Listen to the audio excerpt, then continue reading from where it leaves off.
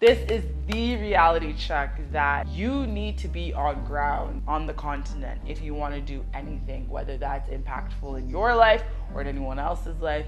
If you're investing, if you want to grow your money, if you're doing absolutely anything really associated with the continent, you actually need to be here.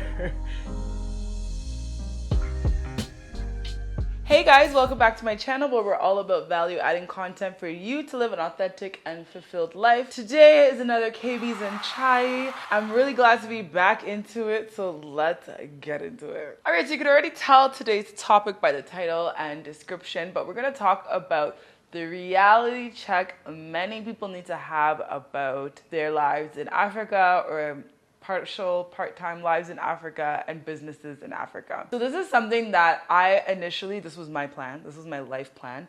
And I love how we make life plans before actually stepping into that season and realizing what it actually takes.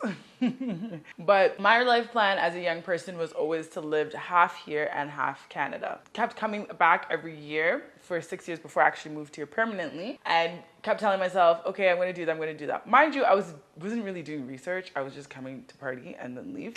But I would buy things for my business at the time, fabrics, whatever it may be. And I did employ some people as well.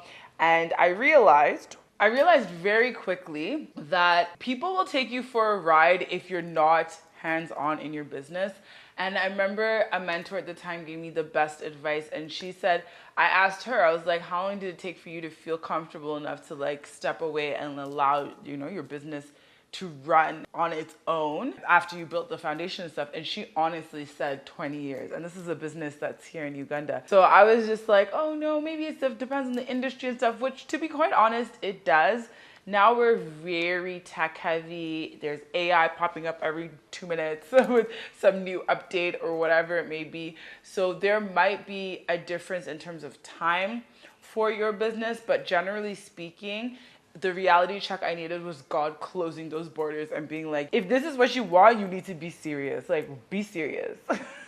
Be serious. If it's not, that's fine too, but be serious.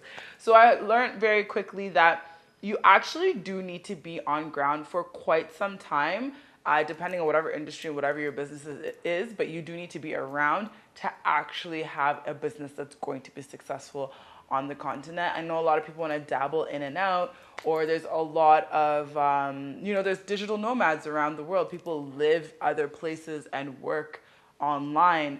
And there is that luxury everywhere, but it's going to look a little different for everybody depending on where you're from.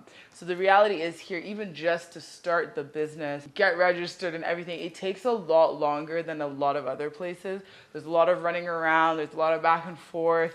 There's a lot of things you didn't realize you needed, but you have to get, because it's a word of mouth society. So you're kind of doing yourself a disservice thinking that you're just not going to be able to, that you could kind of be elsewhere. And I mean, I've seen some people do it and somewhat successfully, but those are one-off. It is also a bit more stressful. It is stressful having to operate something in Uganda when you're not here. And I can say this as just having clients, and my clients have always been absolutely fabulous. But there's certain things I will need to cater to my clients, and then those things take forever. Everyone wants to take 8 to 10 hours a day to do one task, one simple task. And I'm so go, let's get this done. This is happening. The other day, my friend told me, she was like, I really noticed you're extremely neurotic. I was like, yeah, it's something I've come to terms with in my life. I'm not going to change, but it benefits me when it benefits me. And it's annoying. It annoys me, and I'm sure everybody else around me when it doesn't benefit. But usually, more times than none, it helps me get things done. But in this society, it's extremely, extremely hard. So reality check, you actually do need to be on ground. So another area that I want to mention, which I find so interesting, is the whole remittances and sending money back here to get things done. Like I said, it takes way longer to do a lot of things that are just pretty basic in societies that have more straightforward systems. And with that being said, I mean, it's also why we move here. We want more laid back, paced life. Well, that comes with all of that too. So anyway, a lot of people will send back to build homes or whatever it may be. And I think a lot of people, I'm sure a lot of people in this community can attest in the comment section below. Please comment below if you are one who sent money, whether it's for business or for building, and more importantly building, because you know we love real estate on this channel and in this community. But people who send money back and it doesn't even go back to that, it doesn't go back to what you had initially sent it for. So that's another reason why it's so important to actually be on the ground. When my mom was around this year, we were visiting my uncle, one of my uncles, and he was telling us a story about when he first built his first house, and he actually took off leave, sat on his land, and watch them build the bricks and lay the bricks brick by brick. He took leave off work. He pre-planned everything. He knew what he was doing. It was just like, no, I'm gonna make sure I see these things happening. So now imagine us who live here and that level of you need to be aware, attentive, and on ground and present on a regular basis. Now imagine you who's abroad. It's crazy.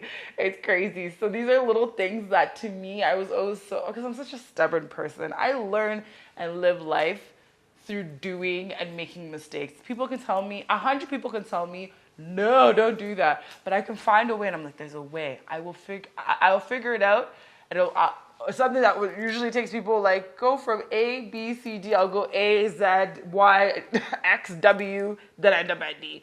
So that's just me. So with that being said, a lot of people will tell you, you need to be on ground. And I'm not joking. I now understand what they meant when you need to be on ground. That whole nomad life is so dope. The whole early retirement life is so dope.